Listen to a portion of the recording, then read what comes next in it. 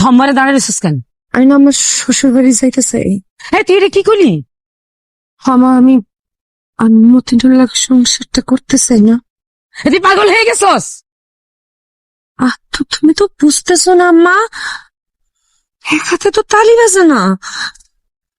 আমার শাশুড়ি যদি আমার সাথে খারাপ ব্যবহার করে, আমিও তো চুপচাপ বসেছিলাম না আম্মা, আমিও তো তার সাথে খারাপ ব্যবহারই করছি।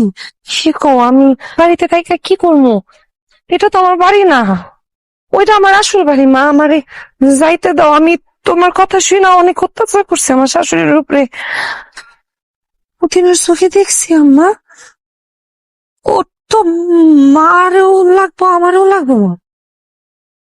ওর জীবনে তো আমি কয়েক বছরের সঙ্গী, কিন্তু আমার শাশুড়ি তো মতিনকে সেই ছোটবেলা থেকে তার বুকে রাখছে। আরো তো তার সন্তানটা একটু কাছে পাইতে মন চায়।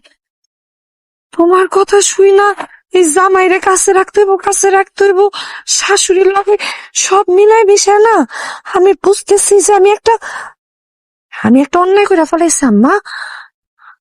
আল্লাহ যদি কোনোদিন আমারে মা বানায়, তুমি চিন্তা করো তো, আমার যদি কখনো সন্তান হয়, আর আমার সন্তান যদি তার জীবন সঙ্গীর জন্য আমার ছাইরা চলে যায়, তখন আমার কি হবে মা?